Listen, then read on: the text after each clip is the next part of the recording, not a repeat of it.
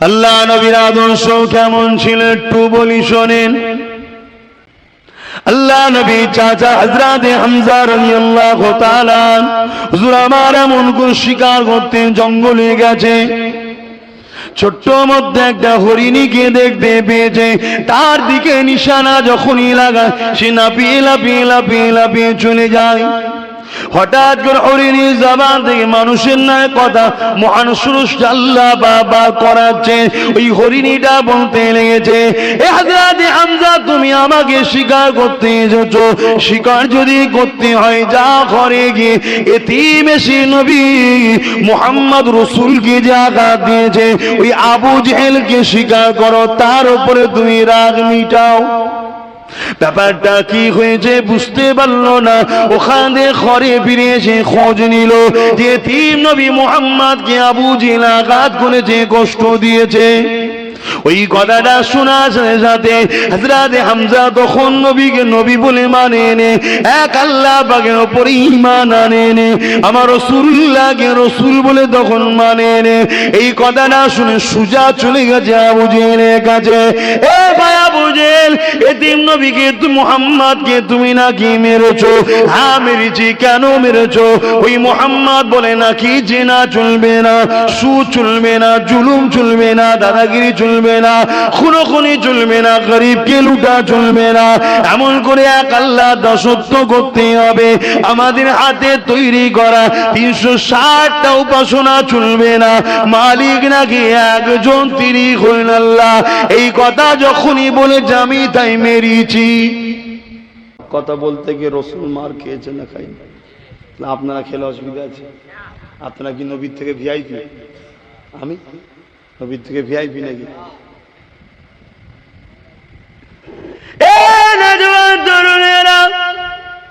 এমন সময় দেখা যায় হযরত হামজা আল্লাহ নবীর পক্ষ থেকে আবু জেহেলের মাথায় আঘাত করলো, মাথাটা ফাটিয়ে দিল।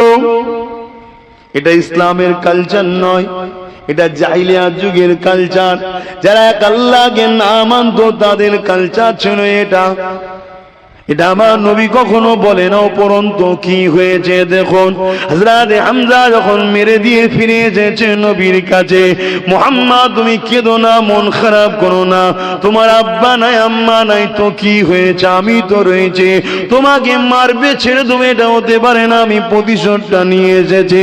আল্লাহ নবী শুনে বলছেন কি করেছেন চাচা? না আমি আবু জেহেলকে মেরেছি। আল্লাহ নবীকে বলেছিলেন চাচা আমি বড় ব্যথা আবার পেয়ে গেলাম, কেন আমি মুহাম্মদ প্রতিশোধ নিতে আসিনি, আমি মুহাম্মদকে আল্লাহ আরসালনাকা ইল্লা রাহমাতাল লিল আলামিন করে পাঠিয়েছে। আপনি কেন প্রতিশোধ নিলেন ভাইপো? তোমাকে খুশি করার জন্য তো করলাম।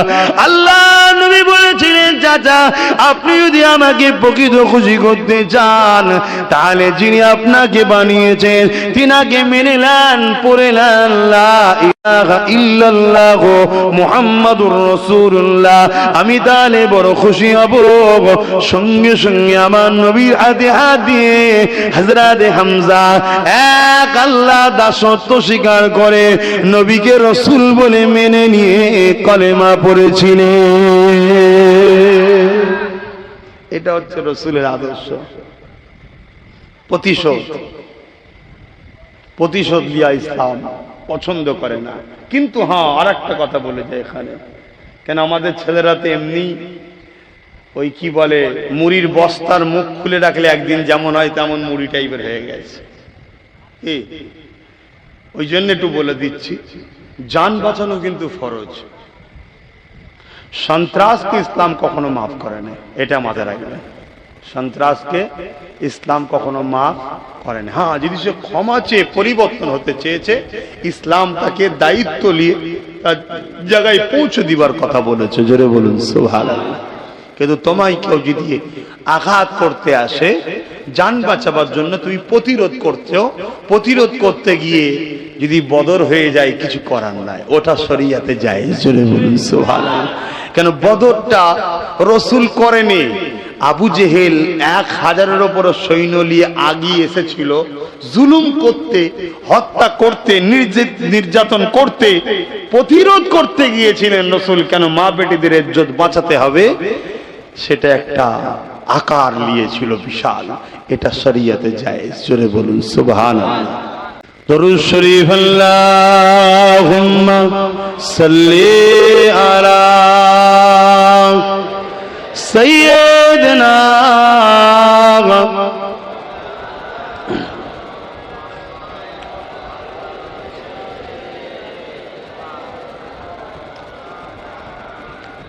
মুসলমানের ছেলে মেয়েরা, তরুণেরা বিদায় নিবার আগে আমার রাসূল পাকের একটা কথা বলে যায়। তরুণেরা, অবশ্যই কুরবানির মাস চলছে। আল্লাহ নবী নিজেও কুরবানি দিয়েছেন। নবী আমার মিনাতে গেলেন, নবী আমার কুরবানি দিলেন নিজের পক্ষ থেকে, নবী আমার পরিবারের পক্ষ থেকে। আর একটা পশুকে নিয়ে কুরবানি দিবার সময় বলতে লাগলেন, আল্লাহ এই জমিনের উপরে আমার অনেক উম্মতি আসবে, যারা কুরবানি দিবার সামর্থ্য হবে না, আল্লাহ আমি মুহাম্মদ তাদের পক্ষ থেকে কুরবানি দিয়ে দিলাম। কত ভালোবাসা আমাদেরকে।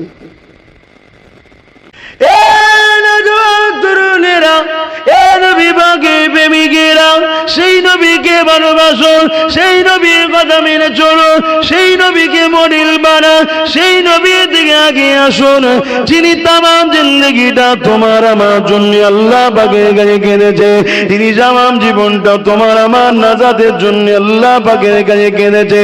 যখনই কেঁদেছে চোখের পানির কারণটা কি? আর রাসূলুল্লাহ নবী আমার বলেছেন, আমার উম্মত উম্মতি, আমার উম্মত উম্মতি, আমার উম্মত উম্মতি। এ যুবকেরা, তরুণীরা, আব্বারা, আজ আমরা আমাদের কর্মের দোষে আমার নবীর দুশমনরা আমার নবীর বিরুদ্ধে বলার সাহস পায়। আজ আমাদের গাফলতির জন্য আমার নবীর দুশমনেরা আমার নবীর বিরুদ্ধে কথা বলতে সাহস পায়। অথচ সিদ্দিক আকবর যখন তামাম পৃথিবীর অর্ধেক পৃথিবী যখন এমন কোন ইমাম হয়েছিলেন, অর্ধেক পৃথিবী যখন শাহ হয়েছিলেন, অর্ধেক পৃথিবী যখন খলিফা হয়েছিলেন, অর্ধেক পৃথিবী যখন পাওয়ারটা পেয়েছিলেন, ওই সময় মুসাইলামাতুল কাজ্জাব বলে একজন খাতমে নবুয়াতের বিরোধী করেছিল।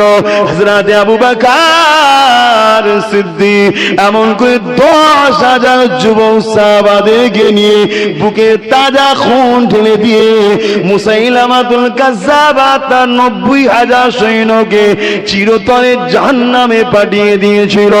আজ আমরা এমন করে চলছি দুনিয়া জমিনে, আমাদের চালচলন, ওঠা বসা, কথাবার্তা সবকিছুই রাসূল ইসলামের বিরোধী হতে লেগেছে। যদি আমাদের মনে রাসূলের প্রেম থাকে, তাহলে আন্দোলনের নামেও যে বিশৃঙ্খলা কিছুদিন আগে হলো ওটা হতো না। আমাদের মধ্যে রাসূলের পুরো আদর্শ নাই, তাই আন্দোলনের নামে বিশৃঙ্খলা হয়। কারণ আমার রাসূল শিখিয়েছে, লা ইয়ারহামুল্লাহু মান লা ইয়ারহামুন নাস, যে মানুষের উপরে দয়া করে না, মহান স্রষ্টার দয়া সে পাবে না। মানুষ, আপনি যখন কোন জায়গায় রোড বন্ধ করে বসে থাকেন, ওই রাস্তার উপরে হাজারো ছোট্ট ছোট্ট বাচ্চাকে তার মা কোলে করে গরমে বসে আছে। ওই রাস্তাতে হাজারো বুড়ো বুড়ি, বৃদ্ধা মহিলা বা বয়স্ক বাপকে নিয়ে তার সন্তানরা ডাক্তার দেখাতে বেরিয়েছিল, বা কোনো প্রয়োজনে বা মেয়ের বাড়ি বা ঘরে ফিরছিল, তারা অপেক্ষা করে গরমে বসে আছে। এটা আমার রাসূলের জন্য আন্দোলন হতে পারে না। এই আন্দোলনের পিছনেও ষড়যন্ত্র আছে, ষড়যন্ত্র বলতে গেলেই তো সমস্যা। কিন্তু আপনাদের ঘরে এতটুকু বলবো, পরিবর্তন হন। কোন ইমাম আমাদের দলিল নয়, কোন পীর সাহেব, পীরজাদা, মুফতি, মাওলানা আমাদের দলিল নয়। আমাদের দলিল হলো মুহাম্মদ রাসূল আমিন আল্লাহ। জোরে বলুন সুবহানাল্লাহ। অতএব আন্দোলন করতে হবে, দুনিয়াদারি করতে হবে, রাসূল যেভাবে করতে বলেছে। দোষ করবে আব্বাস সিদ্দিক আর গাল খাওয়াবেন অন্যজনকে, না, এটা আমার রাসূলের আদর্শ নয়। কারণ আল্লাহ পাক কারো মুখাপেক্ষী নয়। যে আব্বাস সিদ্দিকী দাদা পীরের আওলাদ, নবী বংশের ছেলে, ও ভুল করলে ওকে কিছু বলা যাবে না, এমনটা ঠিক আল্লাহ পাকের নিজামে নয়। এটা দুনিয়ার ক্ষেত্রে হতে পারে, এরা নেতা নেত্রীর সন্তান, এদেরকে কিছু বললে অসুবিধা আছে, এটা দুনিয়ায় হতে পারে। আল্লাহ পাকের নিজামে এমন কিছু নয়। যদি আল্লাহ পাকের নিজামে এমন থাকতো, এ দুনিয়ার মানুষ শুনে রেখে দেন, হযরত লূত সালামের ছেলেকে আল্লাহ পাক তাআলা কেন ধ্বংস করে দিত? হযরত নূহ আলাইহিস সালামের ছেলেকে আল্লাহ পাক কেন ধ্বংস করে দিলেন? তিনি তো একটা নবী ছিলেন না। আল্লাহ পাকের নিজাম সবার জন্য সমান। তবে হ্যাঁ, যদি কেউ অন্যায় করার পরে আল্লাহ পাকের ক্ষমাটা চেয়ে নেয়, মাথাটা নত করে দেয়, নিজের ভুলের জন্য অনুতপ্ত হয়, আল্লাহ অন্যায় করে ফেলেছি, আল্লাহ ভুল করে ফেলেছি, খাতা হয়ে গেছে, আল্লাহ আল্লাহ হালকা বয়সে গান শুনে ফেলেছি, আল্লাহ হালকা বয়সে জেনা করে ফেলেছি, আল্লাহ হালকা বয়সে শরাব পান করে ফেলেছি, আল্লাহ হালকা বয়সে রক্তের গরমে এমন এমন করে পাপ কাজগুলো করে ফেলেছি। পৃথিবী যখন ঘুমিয়ে থাকে, নিরিবিলি নির্জন যদি মাথা নত করে চোখের কোনা দিয়ে সামান্য পানি বার করে দিয়ে যদি তুমি আমি মালিকের গায়ে কাঁদতে পারি, এ না জওয়ান তরুণীরা, মারা বোনেরা, বাপেরা, অবশ্যই মালিক তিনি দয়াময়, অবশ্যই সেই মানুষগুলোকে ক্ষমা করে দেয়। আল্লাহ, এটা হচ্ছে আমাদের নত হওয়ার জন্য হয়। কিন্তু তা বলে যেন কেউ যদি মনে করে, যে আমি যদি মনে করি নওজুবিল্লাহ, যে আমার দাদা হুজুর আছে, আমি পাপ করলো, আল্লাহ আমায় কিছু করতে পারবে না, আল্লাহ আমায় ছেড়ে দেবে, নওজুবিল্লাহ। না, আল্লাহর নিজামে এমন কোন সিস্টেম নাই।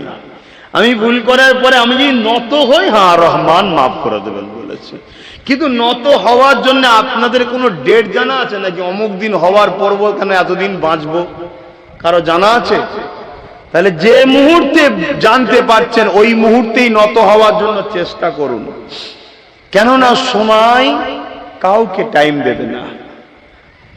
মুসলমান ঘরের ছেলে মেয়েরা, আল্লাহ নবী নূহ নবী, দয়া নবী, সাহাবা হুজুরকে জানিয়ে দিয়েছেন, এ আমার উম্মত উম্মতিরা, এ আমার সাহাবারা, আমার উম্মত উম্মতিদেরকে জানিয়ে দেবে, আমার আল্লাহ পায়া তুই বান্দা বান্দিকে ভালোবাসে। যখন কোন বান্দা বান্দি গুনাহ করে, অন্যায় করে, আল্লাহ পাক ওই বান্দা বান্দিকে ডাকতে থাকে, ওরে আমার বান্দা বান্দি আয়, এটা ধোঁকা, তুই লোভ লালসায় পড়ে যাচ্ছি, এখানে তোর বরবাদি আছে, আয় ফিরে আয় আমার দিকে, কেন দুনিয়া আখিরাত সবই আমার, তুই আমার দিকে ফিরে আয় বান্দা, তুই আমাকে মাথাটা নত করে দে, চোখের কোনা দিয়ে পানি ঝরিয়ে দে, যদি চোখ দিয়ে পানি না বেরোয়, কান্নার মধ্যে দিয়ে মুখটা করে নিয়ে কেউ আল্লাহ পাকের কাছে বলে, আল্লাহ পাক ক্ষমা করে দিন, ভুল করে ফেলেছি, আল্লাহ পাক অন্যায় করে ফেলেছি, ক্ষমা করে দিন। এ আমার নওজওয়ানেরা, কেন কাঁদো না আল্লাহর কাছে, কেন ক্ষমা চাও না আল্লাহর কাছে? পৃথিবীর রাজা মহারাজারা স্বামী খোঁজে মামুন করে শাস্তি দেবে বলে, আর আমার আল্লাহ দৈনিক তোমাকে আমাকে ডেকে ডেকে বলে, আয় আমি আল্লাহ তোদেরকে ক্ষমা করে দেব। আরো জোরে বলুন সুবহান।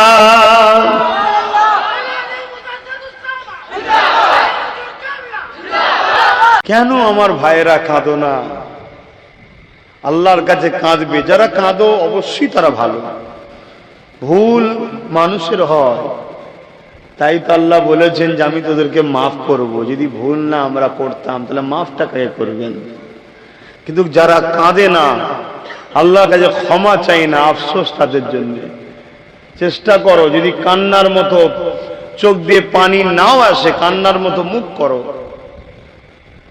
নিরিবিলি নির্জুমে তাহাজ্জুদের নামাজ পড়ে কখনো কখনো কাঁদো, বা ঈশার নামাজ পড়ে সবাই ঘুমিয়ে পড়ল, সবাই মসজিদ থেকে বাইরে হয়ে যাক, তুমি একটু লেটে বাইর হও, বা ঘরে এসে নফল সুন্নাত পড়া বেশি স্বভাব, মসজিদের থেকে ঘরে নফল সুন্নাত পড়লে বেশি সওয়াব।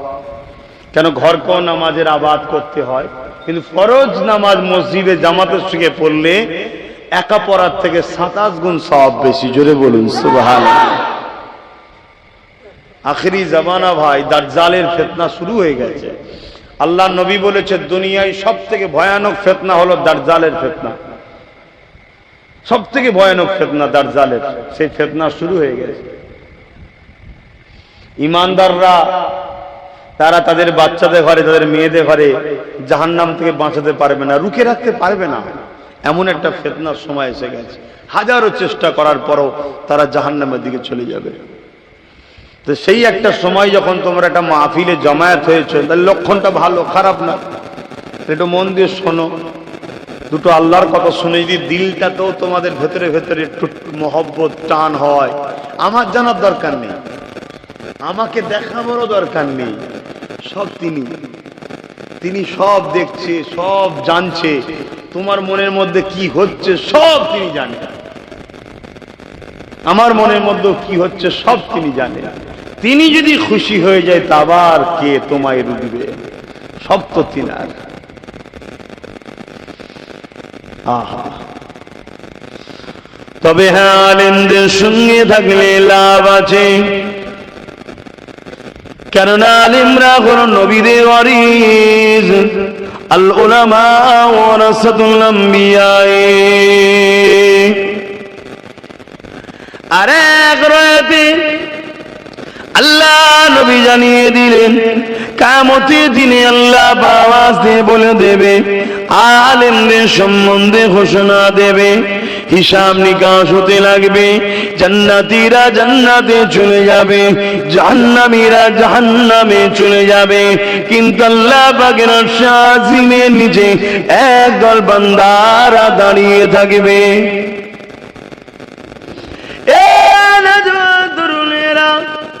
আল্লাহ পাক ওই সময় ফেরেশতারা জিজ্ঞাসা করতে লাগবে, আল্লাহ পাকের বান্দারা তোমাদের কি হিসাব নিকাশটা হয়নি? তারা বলতে লাগবে, হিসাব নিকাশ হয়ে গেছে, এখানে তাহলে কেন দাঁড়িয়ে আছো? ওই সময় তারা বলতে লাগবে, আল্লাহ পাক একটা ওয়াদা করেছিলেন, ওই ওয়াদার কিছু কাজ বাকি আছে।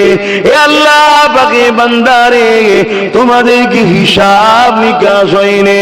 হ্যাঁ হয়ে গেছে। কোথায় ঠিকানা? আল্লাহ দয়া করে জান্নাত দিয়েছে, তাহলে জান্নাতে না গিয়ে কেন দাঁড়িয়ে আছো? আলেম বান্দারা বলতে লাগবে, আমরা তো জান্নাতে যাব না। ফেরেশতারা বলতে লাগবে, তাহলে কি তোমরা জাহান্নামে যাবে? আলেম তো দাঁড়াও, কোন আলেমের কথা বলছি? আল্লাহ যারা কাউকে ভয় করে না, ডর করে না, আল্লাহ যারা কখনো কাউকে খৌফ করে না, তাদের কথা বলছি। ওই সময় ফেরেশতারা যখন বলবে, আলেমরা বলবে, হ্যাঁ তাহলে নিয়ে চলো। ফেরেশতারা যখন এমন কথা কাটাকাটি হতে লাগবে, তাদেরকে জাহান্নামের দিকে নিয়ে যেতে লাগবে। ওই সময় জাহান্নাম চিৎকার দিয়ে বলতে লাগবে, ও আমার আল্লাহ পাক, কাদেরকে আমাদের কাছে নিয়ে আসা হচ্ছে? যাদের হৃদয়ে আপনার মহব্বতের আগুন জ্বলছে, এরা যদি জাহান্নামের মধ্যে আসে, এদের অন্তরে যে মহব্বতের আগুন জ্বলছে, ওই আগুনে আমি জাহান্নাম পুড়ে যাব। আল্লাহ পাক ওই সময় ফেরেশতাদের বলতে লাগবে, ওরে আমার ফেরেশতারে, কেন ওনাদেরকে নিয়ে যাও? কি হয়েছে, কি কথা, কেন তোমরা নিয়ে যেতে লেগেছো? ওদেরকে জিজ্ঞাসা করো, কেন জান্নাত যেতে চাইনে? ওই সময় আলেমরা বলতে লাগবে, আল্লাহ পাক আমাদেরকে দুনিয়ার জমিনে এক শ্রেণীর মানুষ ভালোবেসেছিল, মহব্বত করেছিল। আমরা যেখানে নসিহত করতাম সেখানে গিয়ে তারা বসে যেত, আমাদেরকে তারা পেয়ার করত, আমাদেরকে তারা উজুর পানি দিয়ে দিত, আমাদেরকে তারা দস্তখান বিছিয়ে দিত। গল্প বলছেন, হাদিস শোনাচ্ছি, শুনে রেখে দেয়, আমাদেরকে তারা প্রেম করত, ভালোবাসত। কেননা তাদেরকে আপনার বাণী শোনাতাম, আপনার নবীর কথা শোনাতাম। এক কথায় আমি আপনাদেরকে, আপনাকে আপনাকে ভালোবাসতাম, আপনার হাবিবকে ভালোবাসতাম, এই জন্যে তারা আমাদেরকে ভালোবাসতো। ওই সময় আল্লাহ পাকের আলেম বান্দারা বলতে লাগবে, ও আল্লাহ পাক, আজকে তাদের মধ্যে থেকে একদল লোক জাহান্নামী হয়ে গেছে। আপনি বলেছিলেন দুনিয়ায় যে যাকে ভালোবাসবে তার সঙ্গে জান্নাতে যাবে। আল্লাহ যতক্ষণ পর্যন্ত না তাদেরকে আমাদের সাথী বানানো হয়, আমরা তারা ছাড়া কখনো জান্নাতে যাব না। আল্লাহ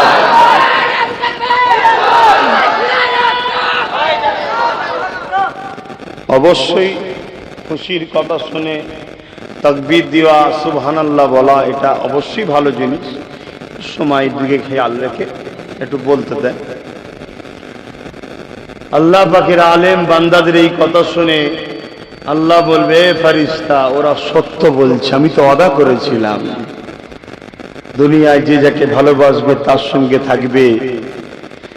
আজ আমার আলেম বান্দাদেরকে যারা ভালোবেসেছিল, ভালোবাসাটা কার জন্য হয়? আল্লাহর জন্য। তাহলে অবশ্যই তারা কেন তাদের সঙ্গে যাবে না? যাও ওই আলেম গুলোকে নিয়ে যাও, আলেমদের সঙ্গে উঠা বসা করবেন। তবে এটা কোন আলেম?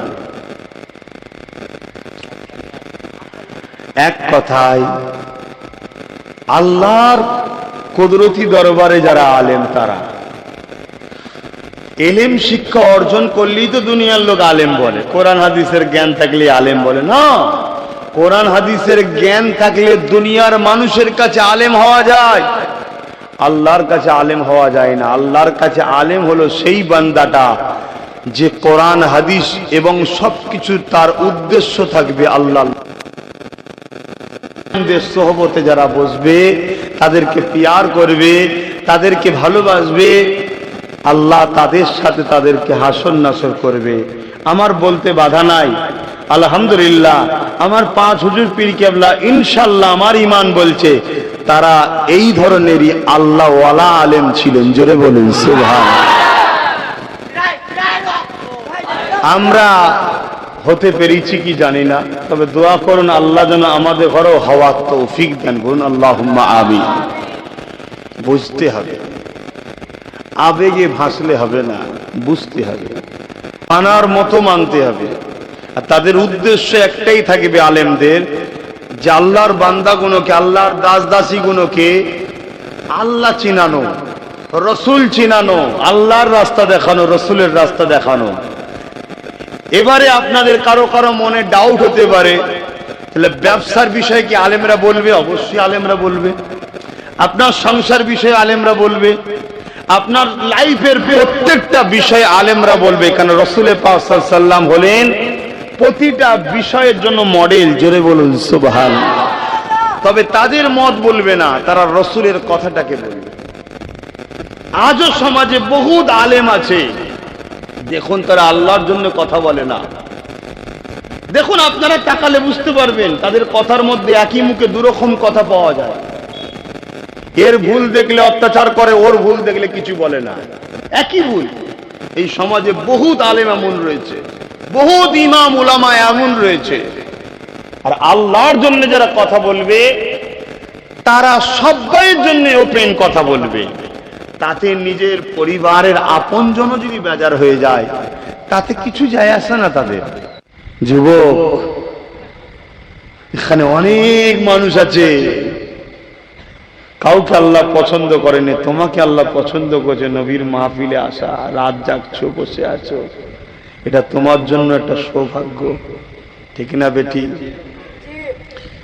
এখানে অনেক মানুষ আছে ইসলামের জন্য কথা বলবে, এটা আল্লাহ পছন্দ করেনি, তোমার মুখ দিয়ে আল্লাহ পছন্দ করেছে হকের কথা বলা। আর তুমি বলতে গিয়ে মিথ্যা কেস খেয়েছো। তোমার তো খুশি হওয়া দরকার, গর্ব করা দরকার। চল 2-1 বছরের তো ব্যাপার, এই তো জিন্দেগি। আল্লাহ হয়তো আমাকেই পছন্দ করেছেন, তার দিনের জন্য বলতে গিয়ে আমি বিপদে পড়েছি, তার দিনের জন্য কাজ করতে গিয়ে আমার উপরে চাপ এসেছে, তার দিনের জন্য কথা বলতে গিয়ে, রসুলের হয়ে কথা বলতে গিয়ে, আন্দোলন করতে গিয়ে, রসুলের হয়ে প্রতিবাদ করতে গিয়ে আজ আমার নামে কেস হয়েছে, খুশিও আদায় করা দরকার। তো চলো, আল্লাহ যদি রোজ লাতি জুতো খেয়ে জান্নাত দেয়, তো লাতি জুতো খেয়ে জান্নাত যেতে রাজি নয়। হিসাবটাকে এইভাবে নাও, যদি তোমার মকসদটা হয় আল্লাহর জন্য, তাহলে তোমার কোন কাজে বাধা হলে জানবে তোমার পরীক্ষা ছাড়া অন্য কিছু নয়। তোমার মকসদটার উপর সবচেয়ে বড় জিনিস, তোমার মকসদটা কি। তোমার মকসদ যদি খারাপ হয়, তোমার যদি হাজারো রাস্তা খুলে যায়, জানবে আমার আল্লাহ তোমাকে হয়তো দুনিয়াতেই সব দিয়ে দিচ্ছে, আখিরাত জিরো করছে।